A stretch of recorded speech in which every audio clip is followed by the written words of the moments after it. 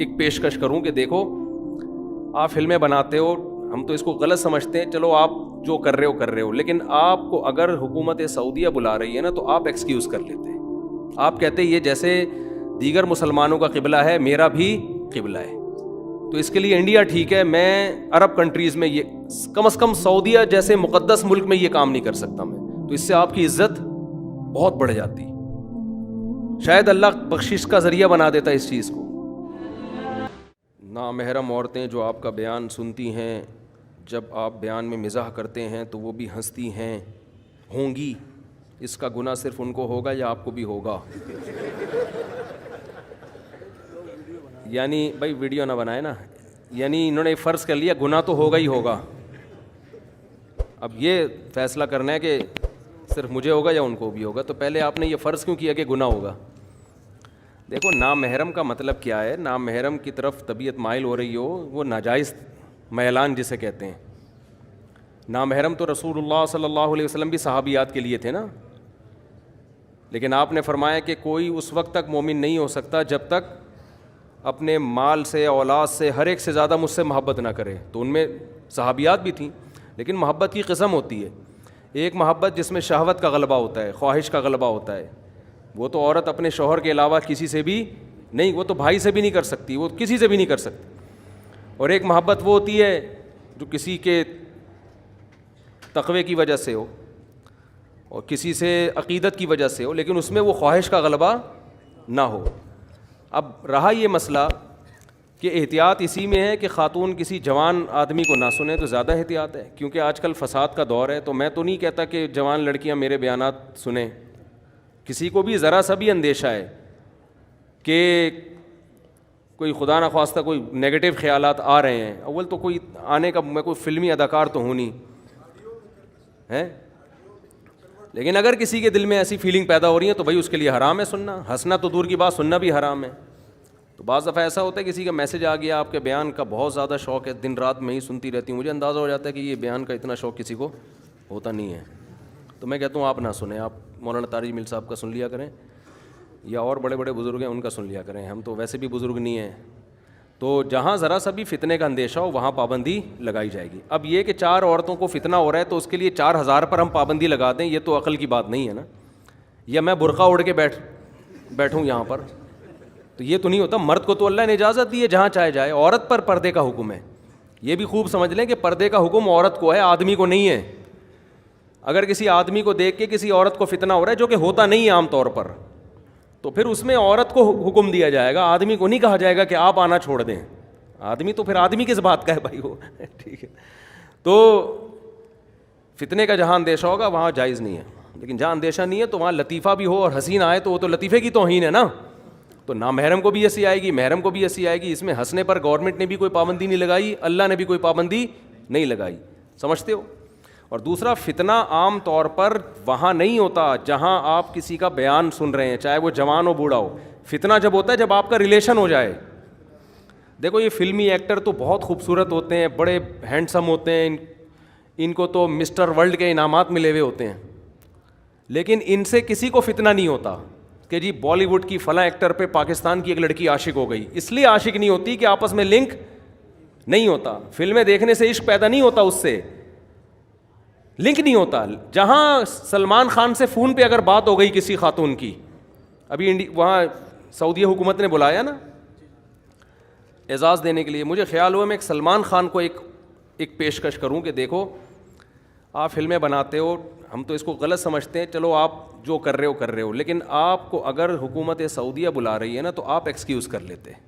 آپ کہتے یہ جیسے دیگر مسلمانوں کا قبلہ ہے میرا بھی قبلہ ہے, تو اس کے لیے انڈیا ٹھیک ہے, میں عرب کنٹریز میں یہ کم از کم سعودیہ جیسے مقدس ملک میں یہ کام نہیں کر سکتا میں, تو اس سے آپ کی عزت بہت بڑھ جاتی. شاید اللہ بخشش کا ذریعہ بنا دیتا اس چیز کو, اسی چیز کو بخشش کا ذریعہ بنا دیتا. آپ کہتے بھائی ٹھیک ہے جو کچھ میں کر رہا ہوں وہ میرا پرسنل معاملہ ہے, لیکن یہ ارض مقدس جیسے دیگر مسلمانوں کے لیے مقدس ہے, میرے لیے بھی میں یہاں آؤں گا عمرہ کرنے کے لیے, میں یہاں آؤں گا اللہ کے گھر کا طواف کرنے, اس کام کے لیے میں اس جگہ کو یوز نہیں کروں گا. تو اب بھی موقع ہے, اگر یہ کہہ دے تو بڑی خوشی ہوگی, ہم سب کو بہت خوشی ہوگی. تو اور چلو انہوں نے نہیں کیا, باقی دیگر اداکاروں سے ہم ایکٹروں سے ہم یہ کہہ دیتے ہیں جو مسلم ہیں کہ بھائی اگر آپ کو حکومت سعودیہ بلائے تو آپ ایکسکیوز کر لو, بولے ایکسکیوز می سر یہ مقدس جگہ ہے. اب دیکھو کوئی ڈانسر کو کوئی حرم میں بلائے ناچنے کے لیے تو وہ نہیں جائے گا نا, کوئی سنگر کو کوئی مسجد میں بلائے کہ آپ نے گانا گانا ہے, وہ کہے گا بھائی یہ عبادت کی جگہ ہے, اس کے لیے آپ کلب میں آ جائیں. تو یہ تو جزیرہ عرب ہے, یہ تو مسلمانوں کا مرکز ہے, یہ تو یہاں تو مکہ مدینہ ہے, یہاں تو حج طواف یہ سب چیزوں کے لیے یہ جگہ سوٹیبل ہے. اب بادشاہ سلامت نے تو جو کر لیا, بادشاہ کو تو کوئی نہیں کچھ کہہ سکتا نا, بادشاہ کو تو چھیڑ کے دیکھو تو آپ خود چھڑ جاؤ گے بہت زیادہ, صحیح ہے نا. بعد میں آپ نے ایکسکیوز کرنا ہے, تو بادشاہ کے پاس تو طاقت ہوتی ہے, لیکن آپ ایکسکیوز کر لیتے تو ہمیں خوشی ہوتی. خیر میں بتا رہا تھا کہ سلمان خان کی فلمیں دیکھ کے کوئی عورت عاشق نہیں ہوگی, عاشق جب ہوگی جب سلمان خان کی مس کال چلی جائے کسی خاتون کے پاس, السلام علیکم, اور یہاں سے جواب ہوئے وعلیکم السلام, بس یہاں سے اب معاملہ سلمان خان فتنے میں نہیں آئے گا. ٹھیک ہے نا. تو جب آپ کا ریلیشن ہوتا ہے نا, مسئلہ جب فلموں ڈراموں کے الگ نقصانات ہیں, میں نہیں کہہ رہا کہ اس کے نقصانات, لیکن اس سے ان ایکٹروں سے معاشقہ نہیں ہوتا. فلم میں جتنی مرضی خوبصورت ہیروئن ہو, جو فلم دیکھنے والا لڑکا ہے وہ اس پہ عاشق نہیں ہوگا, اس کو پتہ ہے میرا اس سے کیا ریلیشن, یہ مجھے کدھر لفٹ کرائے گی. لیکن کسی ہیروئن کی آپ کو مس کال آ جائے, اس نے آپ سے خیریت پوچھ لی, آپ کی نیندیں اڑ جائیں گی. یہاں فتنہ کھڑا ہوتا ہے, سمجھتے ہو کہ نہیں سمجھتے؟ اس لیے میں لوگوں سے کہتا ہوں جو انڈین فلمیں دیکھتے ہیں, ڈرامے دیکھتے ہیں, غلط کرتے ہیں, اچھا نہیں کرتے, لیکن اس کے نقصانات اتنے نہیں ہیں جتنا فیس بک پہ آئی ڈی بنا کے لڑکیوں سے رابطے کے نقصانات ہیں, یا لڑکی فیس بک پہ آئی ڈی بنا کے لڑکوں سے رابطے شروع. یہ تباہی ہے, اس سے گھروں سے بھاگنے کے واقعات بھی ہوں گے.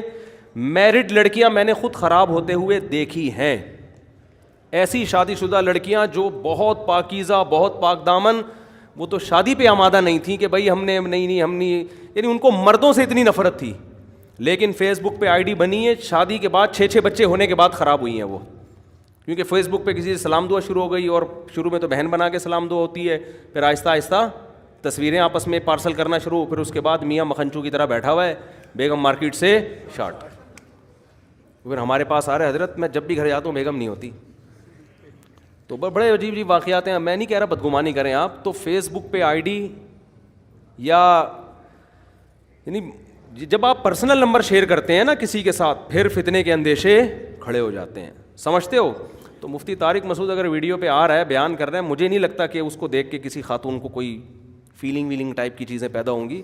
فیلنگ جب ہوتے ہیں جب مس کالوں کا تبادلے شروع ہو جائے, ہیلو ہائے شروع, اور بھی آپ بھی خیریت سے, میں بھی خیریت سے ہوں, اپنا خیال رکھیے گا, آپ بھی مفتی صاحب اپنا خیال رکھیے گا. بس یہاں سے کیا مفتی صاحب کو بھی کھوپڑی گھومنا شروع, اور خاتون کی بھی کھوپڑی گھومنا شروع. تو میں تو کہتا ہوں لوگوں سے کہ مفتی پہلے آدمی ہوتا ہے, بعد میں مفتی ہوتا ہے.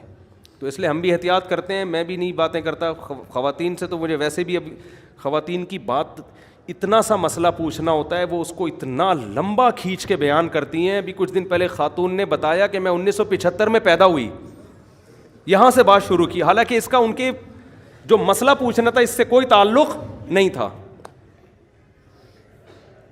اس سے کوئی تعلق نہیں تھا. 1975 میں پھر میں یوں, پھر یوں ہوتے ہوتے اب میاں یہ کر رہا ہے. تو ابے اس کا 1975 کے پیدا ہونے سے کیا تعلق ہے یار, وہ 76 میں پیدا ہوتی تو بھی یہی ملتا آپ کو میاں. اور میں آپ کو مردوں کی شرارت بتاؤں, مرد کیا کرتے ہیں کہ چلو خاتون بیچاری وہ تو نا سمجھی میں بات طول دے دیتی ہے نا, بعض خواتین, سب خواتین کی بات نہیں کر رہا جو بیان سن رہی ہیں ان کے علاوہ کی, تو جو بعض خواتین طول دیتی ہیں بات کو, تو آدمی کو چاہیے کہ وہ شارٹ کر لے, بندہ بھی طول دینا شروع کرتا ہے. تو عورت کو سمجھ جانا چاہیے یہ بندہ ٹھیک نہیں ہے, یہ کردار کا ٹھیک نہیں ہے.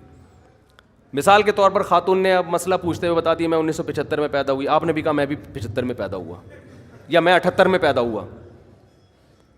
تو بھائی تم کیوں بتا رہے ہو تم کب پیدا ہوئے, اس نے پوچھا تم سے کب پیدا ہوئے.